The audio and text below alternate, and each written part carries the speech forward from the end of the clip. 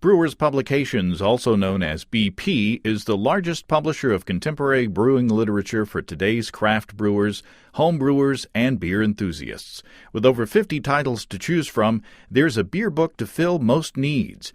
Whether you're just discovering beer or are a seasoned professional, BP is the go-to choice for brewers looking to expand their knowledge and hone their craft.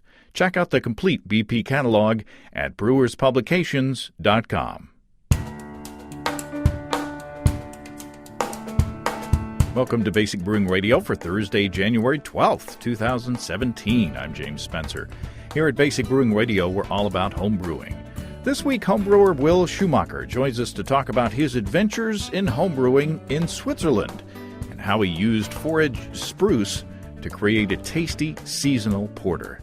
If you're new to homebrewing or would like to get into the hobby for the first time, check out our website, basicbrewing.com, where you can find archives of our audio and video podcasts and our DVDs to walk you through basic and more advanced brewing techniques. And if you buy any of our DVD combos, you get a free Basic Brewing bottle opener. And don't forget to get a copy of our Brewer's Logbook. You can use it to log and track up to 50 batches of beer. You can follow me on Twitter. My username is Basic Brewing, all one word. We have a show page on Facebook at facebook.com/Basic Brewing. Thanks again to everybody clicking on the Amazon.com associate link on our basicbrewing.com site. Whenever you think of Amazon shopping, go to our website first, basicbrewing.com. Click on the Amazon ad on the right-hand side of the page. It won't cost you any extra, and you'll be helping us to bring you the show, and we greatly appreciate your support. We also have associate links for Brew Your Own Magazine and the American Homebrewers Association on our site as well. You can find our Basic Brewing iPhone app on iTunes, our Android app on Amazon.com. We have a Windows Phone app. We're on the BlackBerry podcast directory, and we're on the Stitcher app as well. We're on Google Play Music, and we're on the iHeartRadio app, too. If you want to put a tip in our tip jar, some coinage in our virtual guitar case, you can go to basicbrewing.com/support, and thanks to everybody who's done so already. Let's take a quick jump into the mailbag. Tim writes, here's a question all the way from Denmark. You use a lot of carboys for 5, 3, and 1 gallon batches. How do you clean and sanitize them? I use buckets because I'm afraid of infection in the carboy. Well, Tim, buckets may seem easier to clean because you can reach right in there and scrub all the inside surfaces of the vessel, by hand. But I find that carboys are easy to clean and sanitize, too. There are several products out there that are, specifically designed to clean brewing gear, PBW and such, but I use automatic dishwasher powder. I rinse the carboy or jug with hot water first to get most of the gunk out, and then I put enough hot water in the container to dissolve a scoop of dishwasher powder, a smaller amount for smaller vessels. But then I put it in there in the hot water and swirl it around until it's dissolved, and then I fill up the carboy, up to the top with more hot water and just let it sit overnight. And the next day, I usually, for the 6.5 gallon carboy or the 5 gallon carboy, I usually take a carboy brush and scrub the sides, but, I don't think it's technically necessary by that time. But after I do that, I drain out the soapy water and then rinse 2 or 3 times with fresh hot water, and by the end of it, the fermentation vessel is sparkly clean. And as for sanitization, I use iodophor solution. I just follow the label directions and measure the proper amount of iodophor to water. More is not better.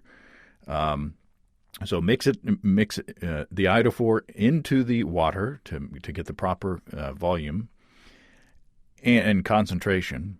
So swirling a gallon or so of that in the carboy for a couple of minutes, just making sure it gets contact time with all surfaces inside there. That's good enough. Works for me. So I find that using this technique even works for my 3-gallon plastic hardware store jug that you've seen on the video podcast that has the hollow handle where beer actually gets into and sits during fermentation. So I can't reach that with a brush, but soaking, hot water with the automatic dishwasher powder overnight is good enough to dissolve all the beer residue, even in that little handle.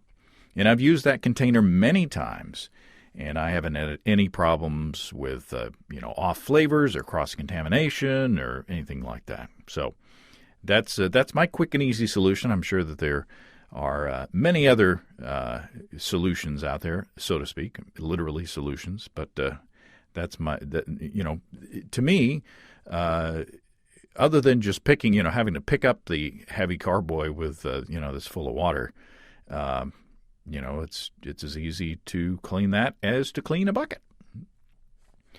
I got to brew this week. I brewed a batch of beer using locally made sorghum. And, it's the molassesy looking stuff, not the sorghum, the grain, not like the sorghum. People use sorghum in gluten-free beers. But this is the actual stuff, they take cane or sorghum cane, and then they squeeze the juice out of it and they cook it over a fire in a copper pan and concentrate it down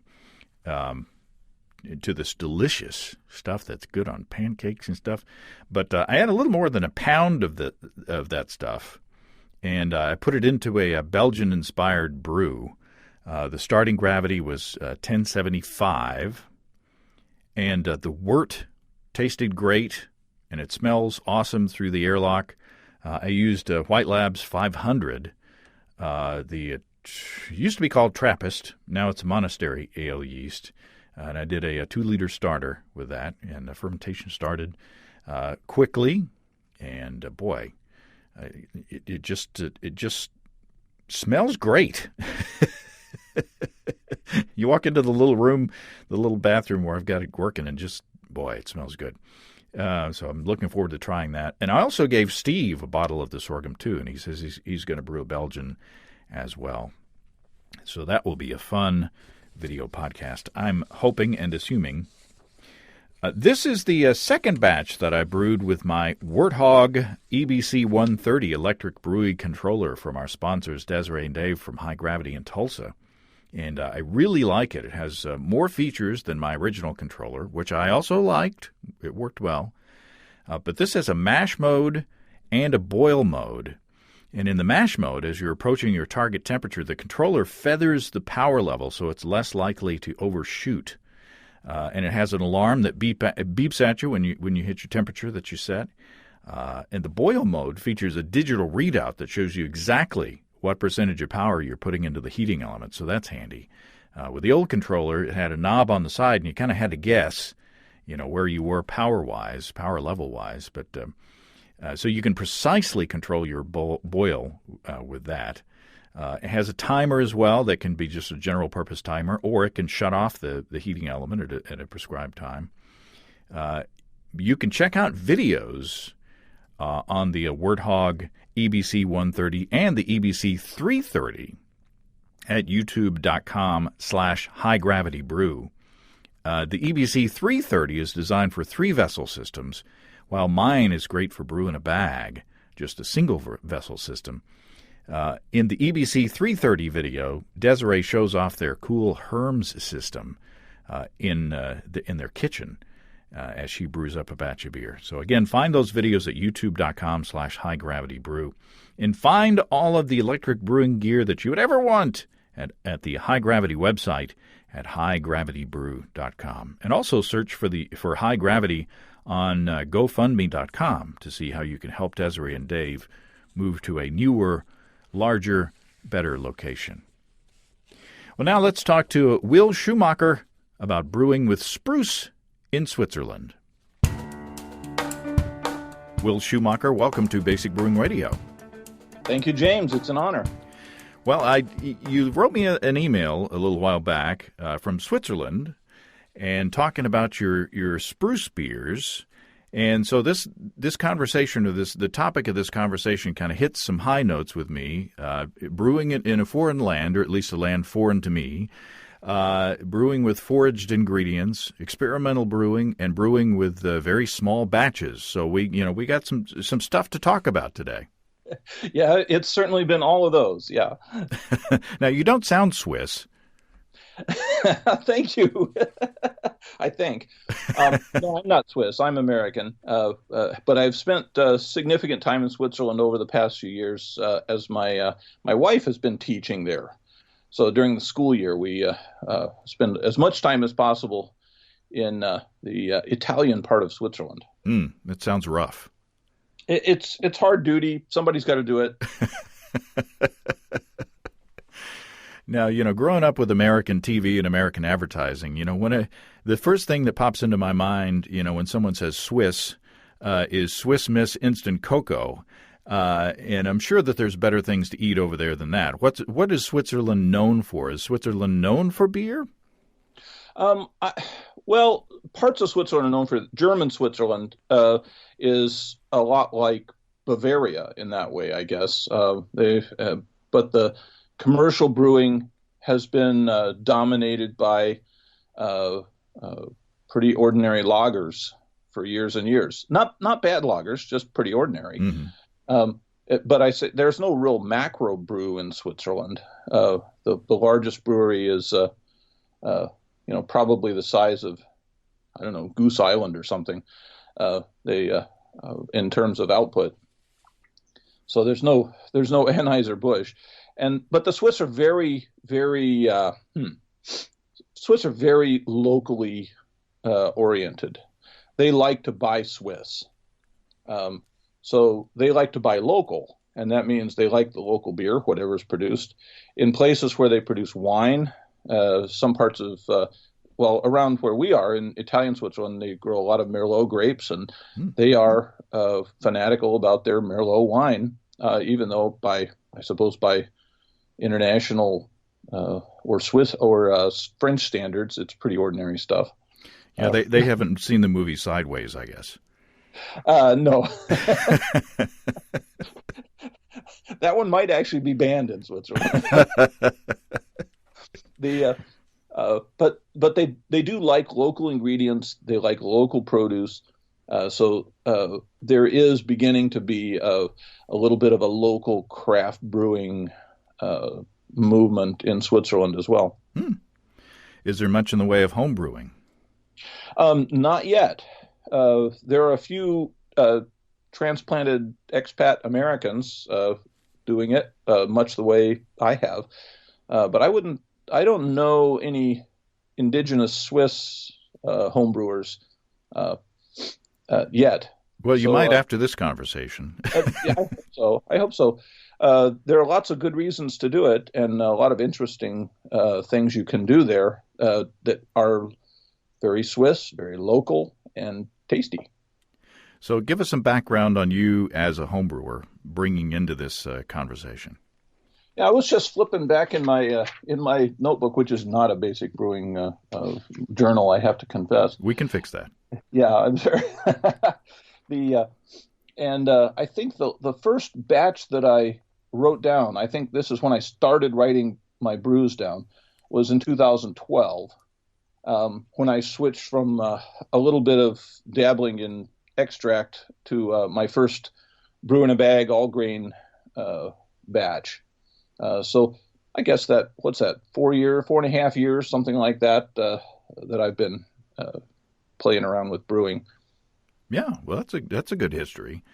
And as I said, most of my brewing when I'm home in the States is sort of typical 5-gallon batches. I try to keep my equipment as lean as possible, so I brew in a bag.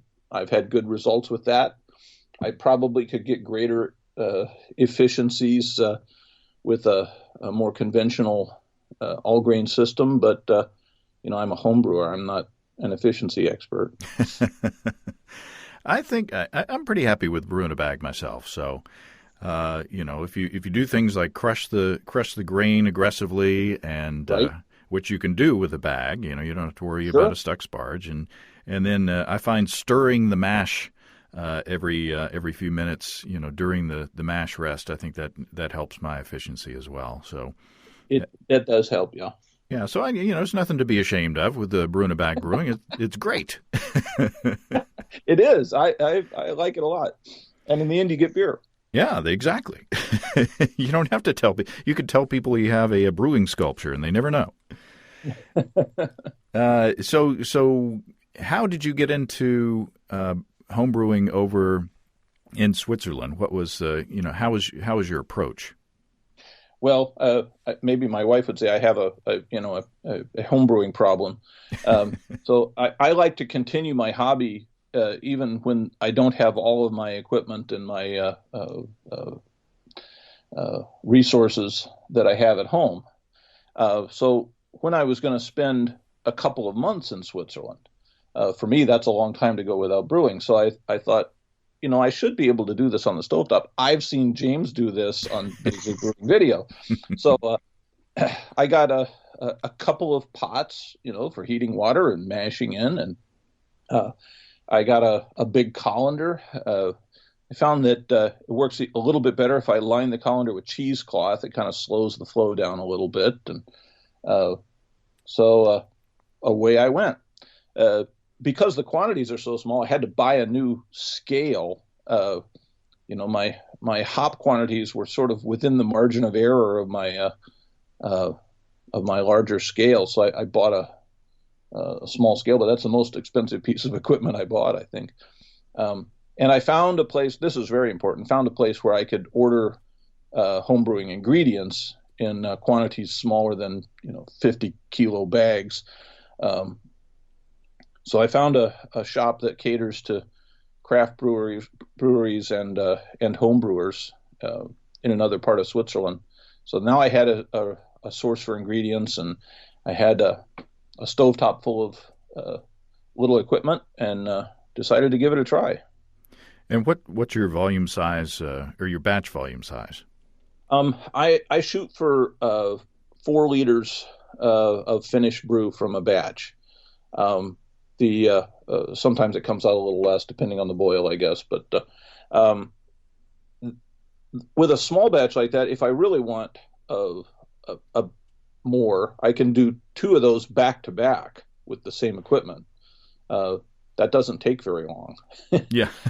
So I can make a larger batch, but not much. I have a couple of 2-gallon fermenting buckets that I use for primary. And recently I've acquired one of these heavy plastic spidal fermenters. I haven't seen them in brew shops in the States that I've been in, but this was on the shelf in Switzerland, and I couldn't resist. It's very robustly built. It's ported, so it's easy enough to use for the primary fermentation. That would actually hold a batch up to about 10 liters, I think. So we're in the territory now where we have to translate from the metric into the American units. Oh, right. Yeah, 4 liter batch is just over a gallon. I probably wind up with a gallon of beer from a batch. So that's sort of what I shoot for. And then how do you package? I bottle. Getting beer bottles are pretty standard everywhere. If I'm careful about the commercial brews that I buy ones with labels that soak off easily and the little swing tops. So those work fine. I have a kind of an eclectic bunch of bottles that I've accumulated, but the capper works fine. And you're a home brewer when you buy beer according to how sticky the labels are. How sticky the labels are. I probably gave myself away there, didn't I? Yeah, absolutely. Well, it makes a difference. I mean, I don't know what people are thinking when they use these, the permanent sealed on plastic that you can't even sandblast it off. They obviously don't want you to buy those bottles. Yeah. My first bottles were Budweiser long neck bottles, returnable bottles from a local bar. And man, those labels did not want to come off at all. And I don't know what they used to get them off at the brewery, but man, they're almost metallic. Yeah. And then I made the mistake of making my own labels for my own beer and using spray mount to mount the labels on the bottles, and then that didn't want to come off. So no, that doesn't want to come off at all. Actually, the best adhesive I've found for beer labels is a glue stick like you get in school. a little Ah. white paste stick. It's very water soluble and easy to handle. It's a little less messy than milk, which also works, but it's just kind of messy. Yeah, I also discovered that I would hold the label in my hand and then use the spray mount. And spray mount comes off of your hand even it's even more difficult to get spray mount off your hand than it is off a bottle. So Yeah, I'm sure the rest will come off eventually. yeah, that was 20 years ago. I'm still probably finding pieces between my knuckles. But Yeah, I usually don't label, to be honest. I just use a Sharpie and mark the caps. yeah. Yep. Or a grease pencil. I get a yellow grease pencil. I'm not concerned so much with fancy labels unless I'm giving it as a gift, but Yeah, I just need to keep them separate so I don't open an IPA and get a barley wine by mistake. or you have to be fancier with your codes than I am on the bottle caps, because I discovered that barley wine and Berliner Weiss, when you go by the initials, that's a problem. I use different colors and I write it all down. Yep. Well, if you do it right, I guess it doesn't stick around long enough for it to get confusing. But so when did you start looking around for foraged ingredients or local ingredients for your beers? Well, obviously, well, maybe it's not obvious, but for me, it's obvious that part of what makes me a home brewer is the desire to do it myself. And turns out that brewing is a process with lots of steps and stages and procedures and processes. So the more of those that I can do myself, the better I like it. Then I found out people put all kinds of stuff in. I'm a bit of a historian, and I learned that in the old days they didn't order from the friendly local homebrew shop. They had to get the ingredients a different way. And I've so I got interested in things you could put in that are not Reinheitsgebot compliant. Well, you're in the Italian part, so That's right. It never was in effect there anyway, and I think the Swiss were always a little bit chary about imperial law. So I was interested in that, and then I started thinking, okay, what kind of things could you forage? Well, you can forage the various kinds of foliage and herbs for Groot, and then I heard about a spruce beer. This is an interesting thing. One of the craft breweries in St. Louis, and I'm not going to say which one because I really like their beer, but I hated this one. One year they produced a spruce beer, and Buddy and I were there and decided to try it. He loved it. I just couldn't stand it. It was like taking a bite off your Christmas tree, and it was not balanced. It was kind of over the top and very aggressive in its spruceness. And they never made that again. I don't think it was my fault, but they didn't make it again. So that was kind of my first introduction to spruce beer. I thought, well, I guess you can use that in beer, but why would you want to? And then I saw an article someplace, probably in Brew Your Own or one of the other magazines, and where they were talking about using spruce as an ingredient. And the advice for this was all over the map. There were guys who said, be very careful, don't use too much, just a little bit to see if you like it, and then you can gradually increase. And there were other people who said, you're making something different, go for it, throw a bunch of it in. There were some that said, throw it in the mash and just mash with spruce. There were others that said, use it, make a tincture with vodka or something, and so you just extract the flavor without having the spruce actually in the beer. Well, anytime so-called experts in a article are all over the place with contrary recommendations, I think I get curious. So I thought, well, how would I do it as a really low-level, simple home brewer? And I think what I would do is I would cut branches off a spruce tree and throw them in the boil. Sounded like the easiest way to do it. So that's what I tried. And I said, I don't want to overpower it like the bad commercial example I tried. On the other hand, I really want to taste the spruce. You don't want to have a spruce beer where you have to tell people that there's spruce in it. Right. So one of the reasons to brew a strange style like that is to get something different. So how would you describe the spruce character? And how was the one too much, and what were you looking for as the proper balance? Well, the spruce character is that it is that wonderful evergreeny, foresty, slightly musty aroma, and the aroma translates into a flavor that you'd get from a fresh cut Christmas tree that warms up in your living room after you put the decorations on it. So I really did like that scent of spruce trees.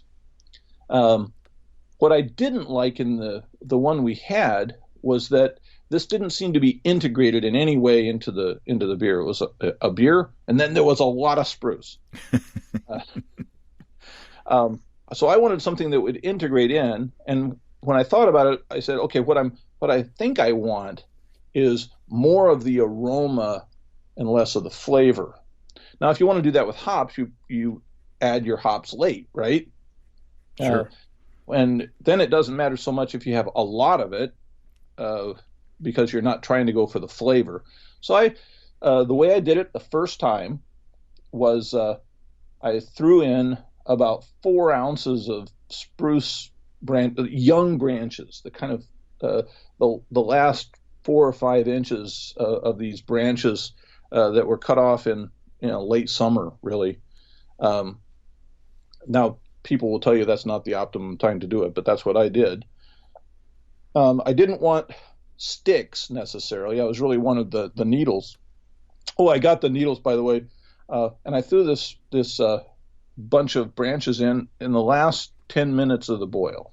Okay. I wanted to sanitize it because birds perch on that. And whatever else starts with P. And whatever else there is. So you want to sanitize it, but I didn't want to necessarily boil all the sap out of the branches or anything. Boy, it turned out great. It took a couple of months for the flavors to all sort of gel together, but it turned out great. I did get a lot of needles because when you do this, one of the things that happens is that all the needles come off in about 30 seconds, and they're floating all around in there. Now, if you don't want to be picking spruce needles out of your equipment for the next couple of batches, do what I did the second time, and that is put it all in a hop bag to sort of contain things a little bit. Now, is there any advantage to having the branch itself in there, or could you just strip the needles off? Yeah, you could. I think you could strip the needles off. I mean, I'm a little bit lazy, and this sounds like extra work to me. Now, what I do get with the little twigs, the tips of the branches, is you get a slight woodiness. You probably get a little bit more campfire that you wouldn't have with just the needles. I think either way, it depends what you're looking for. I sort of like the sort of wild flavor of a little bit of the woodiness. I think the needles by themselves would give you that evergreen aroma, but probably wouldn't have any of that woodiness. What I was afraid of is that it would somehow be bad for the head retention. Too much tar and nicotine in the twigs. Yeah, there's probably some oils in there. There are probably some oils in there. But that didn't seem to be an issue. Now I've tasted at least one beer that was bittered with spruce tips, just the tips of the branches. And in fact, I've had at least one beer that had no hops at all because it was, they just used the spruce tips instead of hops. Do you get a perceived bitterness? I mean, even though you're adding this at the last 10 minutes of the boil, do you get an added bitterness from the spruce? No, I don't think so. But I can imagine how you could use spruce as an alternative to hops. I think if I if I boiled it longer, you probably would, and then you really wouldn't want the woody part of the branch. I think you'd Hmm. get too much of that character. The spruce tips are the brand new growth, right? That comes out in the spring. Right. Around here, April or early May, the last couple of inches of the spruce branches as it's starting to grow again after the winter, and they're really bright light green, and they're not woody at all. If you just take that part, it doesn't really have a twig in it, so you wouldn't get that kind of unpleasant sappy flavor. But those are so mild. Those spruce tips are so mild and light. I think you could probably collect those and sprinkle them on a salad, Hmm. just raw. They're delicious, but they don't taste very sprucey to me. Ah, Uh, interesting. I did try using those in a batch once. The And it just wasn't enough of the spruce character. It was very subtle and very delightful. Um, but I think I'd rather use them in salad than in my beer. Now, how much is there? Do you weigh these or just kind of eyeball? I mean, you're only talking about 1 gallon of beer, 4 liters of beer. So how Yeah. much? How much? Well, the first batch I did was in the States actually, and that was a 5 gallon batch, and I used about 4 ounces of the spruce branches uh, for 10 minutes.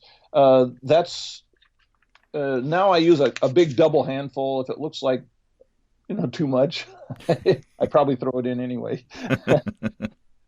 The But about 4 ounces in a 5 gallon batch I probably use for a 1 gallon batch, probably use, well, I have to convert now from grams to ounces. I'm probably using an ounce, maybe an ounce and a half, uh, An ounce is 28 grams. 28 grams. So I'm probably using 30 or 40 grams of spruce for a 1 gallon stovetop batch. Hmm. That's not very much. It's certainly not deforesting Switzerland. Yeah, whenever I think of people, harvesting spruce tips, I'm thinking, does that mean the tree is stunted now or what? Well, it does mean that branch won't grow quite the same way this season. But luckily trees are tall, so. Trees are tall, and there are lots of them, especially where people do spruce beer. So what style of beer pairs well with the spruce flavor? I thought about that a lot before I tried mine. It seems to me that the commercial version that I didn't like, I think that was based on an IPA because it was it was a light colored beer and it had hops in the background and then a lot of this spruce flavor, and that didn't suit me. I was looking for something that was more like what I think of as a Christmas beer, kind of dark and rich, and wound up settling on a robust porter as the base recipe. Hmm. So the first 5 gallon batch, which I think turned out really well, had like 9 pounds of maris otter and a pound of chocolate malt. I think I used 12 ounces of crystal, probably 120 crystal, just to get it nice and dark. And bittered it and put in some flavor hops. I wrote down Styrian Goldings, and that's probably what I used. Um, and then just threw in the spruce branches, kind of where you might do an aroma hop at the end, Mm-hmm. and then fermented with USO5. And that one turned out pretty good. Turned out really good. I will make it again. But then the smaller batches, In the smaller batches, yeah, there of course you have to adapt a little bit to whatever. Well, in my case, I have to adapt to what I can get and what I have on hand. Um, Most of the ingredients I need I can get from this Swiss brew shop. I'm just gonna look up my recipe here. I've got you sent it to me. Yeah. You want me to go ahead and read it off? Yes. Sure. 800, and I did some figuring here. Oh, good for you.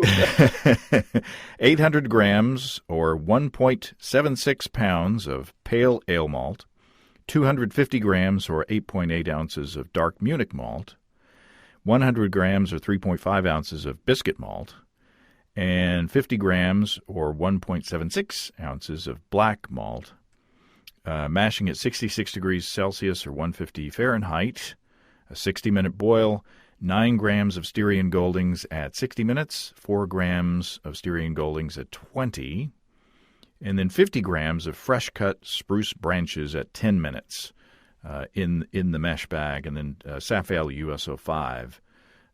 Original gravity 1061, final gravity 1007. So interesting. So how would you describe the character of that beer? Well, it's a porter. It's discernibly a robust porter. The gravities that you wrote that surprised me a little bit. It actually came out a little higher in alcohol than I thought. I don't know whether my system is just more efficient than I thought, or what the deal was. See, they're brewing a bag, you know. Yeah, so. And so it attenuated nicely, but it's recognizably a porter in style. But before you take that first sip, you do get this lovely Christmas tree aroma. Mm. And it's discernible in the taste, but it's especially there in the aroma. It's around it. Unfortunately, I can't send you any because we drank it all. It doesn't take long with a 1 gallon batch.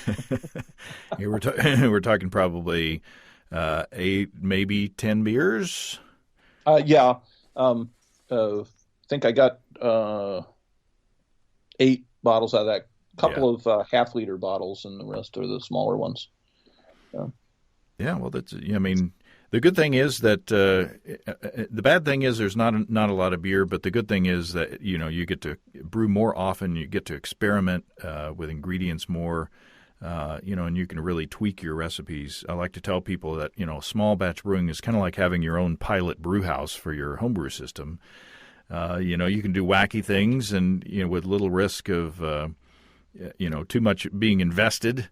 If things don't work out exactly right, you don't have 2 cases of beer that you don't like, that nobody likes. Yeah, yeah, that can be a problem. The experimentation and the kind of adventure to sort of see what will happen. I mean, for me, that's the big attraction.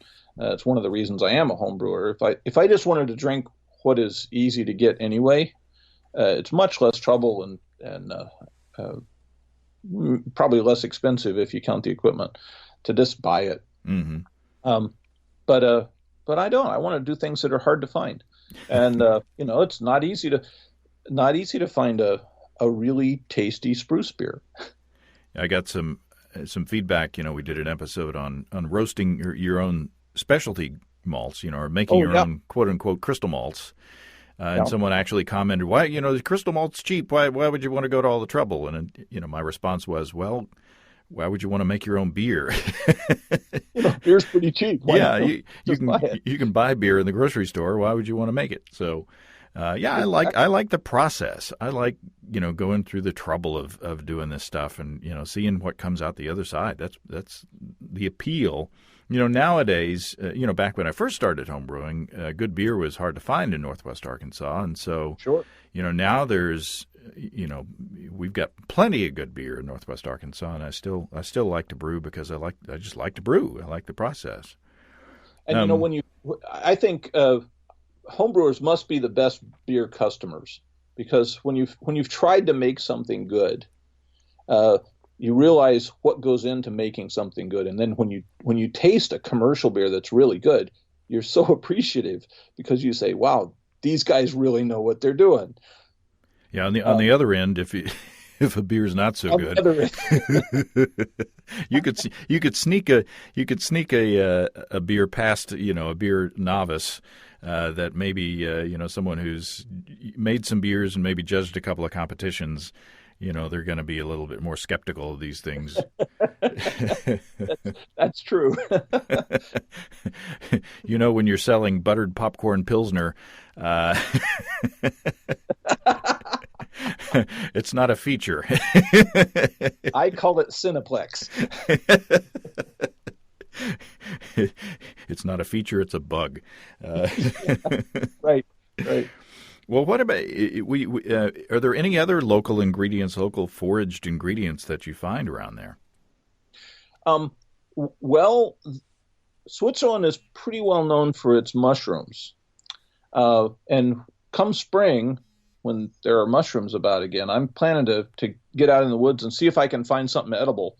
Now, the edible part is crucial here. You don't want to put any inedible mushrooms in your beer. In Switzerland, though, there's kind of a culture of mushrooms, and I am told from a reliable source that I can take foraged mushrooms to a pharmacy, and the pharmacist is qualified to identify and sort them out and tell me if they're hazardous or not. Huh, I'll be darned. Isn't that a nice service? Yeah. I wish we could do that here. Yeah. I've done an episode on mushroom beers, and Steve and I tasted some delicious mushroom beers. But the brewer, and I'll have to go back in the archives. I can't remember his name. I can't remember my own name most days, but he did warn, if you're going to go out foraging for mushrooms, find somebody who knows exactly what they're doing and has some credentials, and you don't want to be just picking up any mushroom and eating it. That may be the last thing you do, unfortunately. It might be the worst beer you ever made. and the last beer you made. The last one. But because just boiling is not going to remove all those toxins. That's true. Yeah. And so, no, but the much less hazardous foraged ingredient in our part of Switzerland, southern Switzerland, is chestnuts. Certain time of year in the fall, the paths and even the streets are just littered with chestnuts. And if you can beat the squirrels to them and gather up the chestnuts, those also work very nicely as a beer ingredient. It's supposed to be possible. I've never tasted one, but it's supposed to be possible to make a beer exclusively from chestnuts without any grain in it. Because chestnuts are not like almonds or something. They're much lower in fat and much higher in starch than most nuts. So supposedly you can do that. I don't think I would try that. I would probably roast the chestnuts and put them in the mash or in the boil. See if you can get some of that chestnutty, sort of toasted, nutty aroma and flavor in a beer. What would go good with that? A porter would be all right. Maybe an English brown ale would be a good base style for that. I'll let you know. Yeah, definitely. I've tried brewing with pecans. Once with was it pecans or walnuts? With my first stab at the fruitcake barley wine. Yeah. And I found that they just bobbed around on top of the boil, and I didn't think I got much nut character out of it. So I haven't done a lot of experimenting with it since then. Did you toast them first? I'll have to go back. I think I did. Well, I probably have to go back and look at my notes. But now that you mention it, I have used walnuts. I've used black walnuts, which grow just wild and are easy to find. Most people don't like to eat them. But for those, I think I made a tincture with alcohol. Toasted them and chopped them up and put them in vodka probably, and then threw that into the secondary as a flavoring. Now, I think it's a brewery, and maybe it's Lazy Magnolia down in Louisiana that does a pecan beer. I'll have to look that up. That's a great name for a brewery. Yeah, yeah. It brings some imagery up to mind right away. Catches all the right notes. Yeah, I love the smell of magnolia blooms. That's one of my favorite smells. But that's a little bunny trail there. That's an extra knowledge there from the. No extra charge. I have to say that if my voice is a little deeper this morning, it's because, we're recording first thing in the morning, which is fine. But, I tend to get, more in the Johnny Cash range, first thing in the morning with my first cup of coffee and all that. So, hopefully I'm bright-minded enough that I asked all the right questions. Well, you probably asked more questions than I had good answers for, because I'm not an expert in this. I just like playing with ideas in beer, and most of the time, it's something I can drink.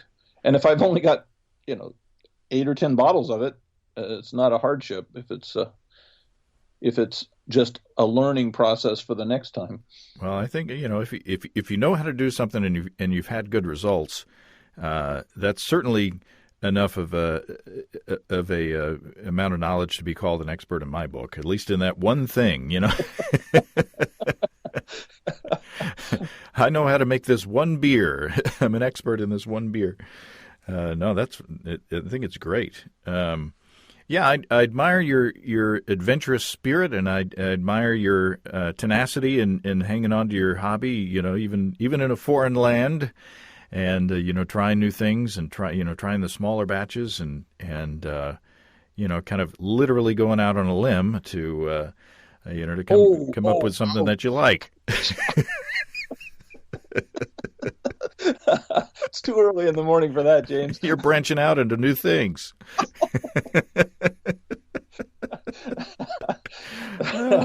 Stop needling me about my puns. I'll have to spruce them up later. It's as if Steve Wilkes is in the room. Okay. Well, I'll tell you what. Next time I do a spruce beer, I'll send you a sample, and you can see what you think. Yeah. I will take it. I would love to taste it.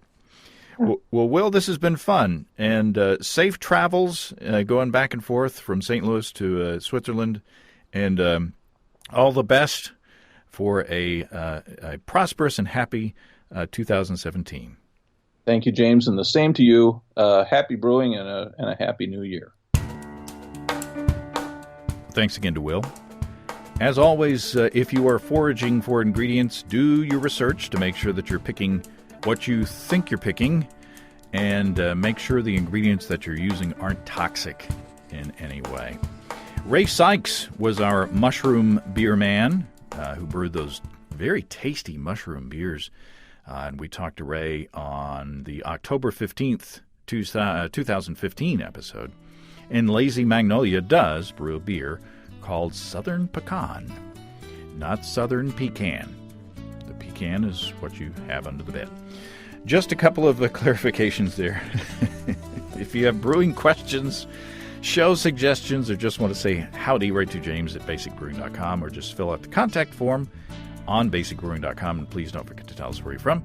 Check out our support link, where you can throw a couple of bucks into the tip jar by subscribing financially to our podcasts.